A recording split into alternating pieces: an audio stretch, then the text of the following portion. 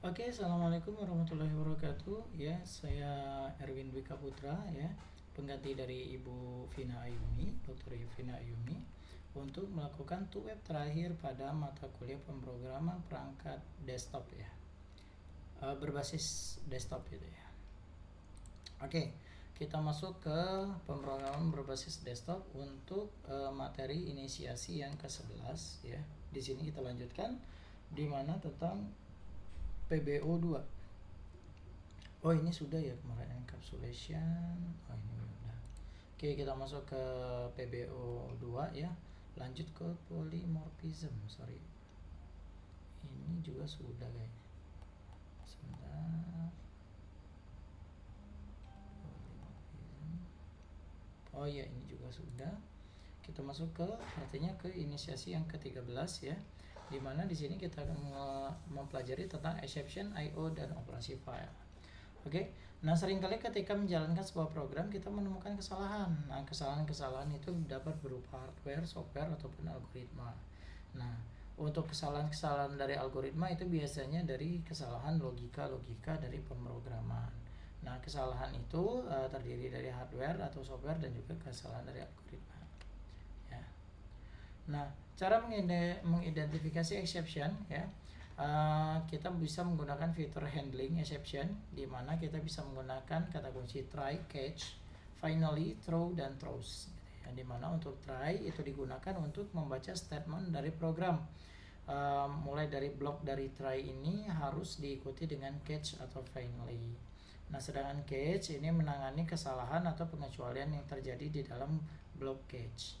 Nah, untuk finally ini adalah code yang penting ya dari pemrograman. Bagian ini akan tetap dijalankan baik terjadi pengecualian atau exception maupun tidak.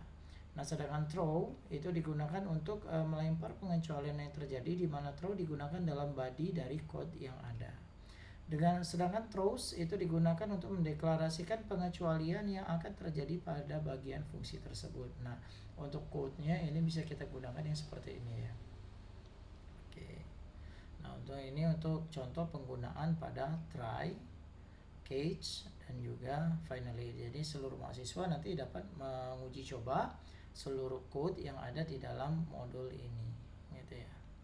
Nah, pada Java I/O ya, package mengandung hampir setiap kelas diperlukan untuk melakukan input dan output dari I/O dalam Java.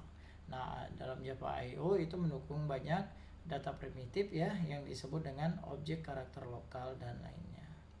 Nah, untuk mengidentifikasi stream ya, ini kita mengacu pada gambar 8.35 ya, di mana di situ ada source, program, dan destination. Nah, berdasarkan identifikasi stream ya, stream dari karakter yaitu yang pertama nama kelasnya adalah buffer reader, buffer writer, char array reader, char array writer, input stream reader, dan juga output stream writer ya, dimana seluruh stream ini dapat digunakan. Yang pertama itu untuk input yang telah terbuffer, yang kedua mendapatkan outputnya, yang ketiga itu adalah input membaca dari array ya, yang keempat itu adalah output dari pembacaan array, yang kelima input penerjemahan setiap byte dari karakter, yang terakhir itu adalah output untuk menerjemahkan dari karakter byte yang ada. Nah, ini cara code ya untuk cara memanggil dari sisi stream gitu ya. Oke, nanti mahasiswa bisa untuk diuji coba langsung ya untuk untuk code dari streamnya sendiri. Nah, selanjutnya cara mengidentifikasi stream ya. Dari standar stream itu ada 3 standar stream. Yang pertama standar error, digunakan untuk memberikan output data-data error yang dihasilkan oleh program oleh user. Dan standar input itu digunakan untuk memberi inputan pada pemrograman. Biasanya user menggunakan keyboard sebagai sarana dari input streamnya. Yang terakhir itu adalah standar output ya, dihasilkan untuk program user dan biasanya ditampilkan di dalam layar komputer.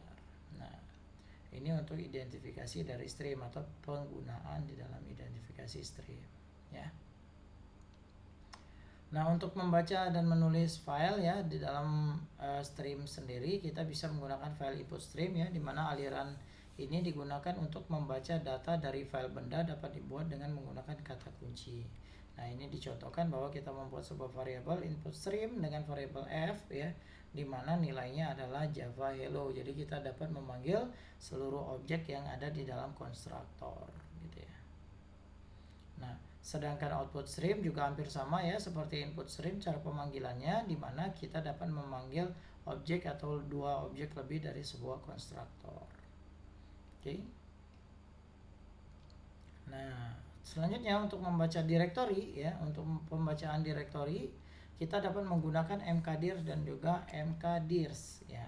Dimana untuk mkdir ini menciptakan sebuah directory, sedangkan mkdirs itu kita dapat menciptakan baik sebuah directory dan atau semua parent directory-nya. Nah, selanjutnya ini adalah listing untuk pemanggilan dari objek directory. Oke. Ini untuk materi inisiasi yang ke-13. Lanjut ke materi inisiasi yang ke-14, bagaimana cara membuat aplikasi ya. Ini ada dikenal sebagai graphic user interface ya, di mana kita akan mendesain ya. Di sini boleh menggunakan beberapa aplikasi nanti seluruh mahasiswa ya.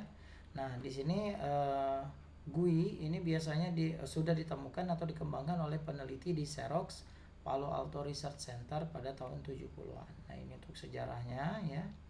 Nah, untuk kelebihannya kalau menggunakan GUI ya, kita dapat membuat desain yang lebih menarik ya. Yang kedua, GUI memungkinkan user untuk berinteraksi langsung dengan komputer secara lebih baik.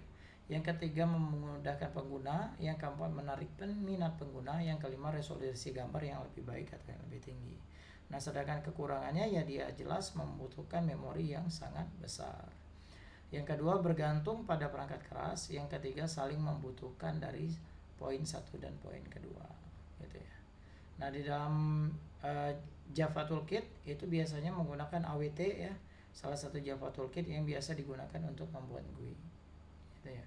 Selanjutnya juga ada Swing ya, merupakan salah satu cara juga untuk membuat aplikasi yang berbasis GUI pada Java. Nah, ini untuk uji coba dari struktur pemrograman yang apabila menggunakan GUI gitu ya. Ini menggunakan AWT dan juga Swing. Oke, ini contoh-contoh programnya. Silakan nanti seluruh mahasiswa menguji coba contoh program yang ada di dalam modul yang sudah diberikan. Oke, sebentar. Ya. Nah, itu untuk materi inisiasi yang ke-14. Yang ke-15 ini yang materi inisiasi yang terakhir ya, itu membuat aplikasi. Kita di sini diminta untuk menggunakan sebuah database ya. Di database sendiri digunakan untuk penyimpanan sebuah data secara sistematis di dalam sebuah komputer. Nah, sedangkan basis data flat file ya, ini basis data yang tersusun dari sekumpulan string dalam satu atau lebih file yang dapat diurai untuk mendapatkan informasi yang disimpan. Ini biasanya formatnya adalah CSV ya, atau Excel gitu ya, seperti tabel Excel ya. Oke. Nah, untuk menghubungkan dengan Java dan MySQL atau database pada Java itu biasanya menggunakan JDBC ya. Terdiri dari yang pertama driver manager, driver, connection, statement, result set ya. Semuanya itu ada di dalam modul 9 KB2 ya. Nanti tinggal dipelajari dan dipahami di dalam modul tersebut. Nah, seluruh mahasiswa nanti diminta untuk membuat program CRUD atau create, read, update, dan delete pada program ya. Nah, pesan dari Ibu Vina Ayumi ya untuk seluruh mahasiswa UT, silakan semuanya itu membuat tugas 1, tugas 2, dan juga tugas 3-nya semuanya dibuat di dalam bentuk video ya. Itu videonya wajib untuk dibuat dan diberikan. Nah, apabila yang memberikan menggunakan Google Drive, itu mohon diperhatikan kembali apakah sudah bisa untuk diakses di luar dari akun kalian sendiri gitu ya. Nah, apabila ternyata ada message untuk Google Drive-nya tidak dapat diakses, silakan untuk seluruh mahasiswa ya memberikan aksesnya melalui chat supaya nanti Ibu Vina Ayumi bisa cek dan bisa mengupdate nilai yang sudah diberikan. Mungkin itu saja yang dapat saya sampaikan untuk web terakhir ini. Tetap semangat kepada seluruh mahasiswa UT untuk menyelesaikan kuliahnya. Wassalamualaikum warahmatullahi wabarakatuh.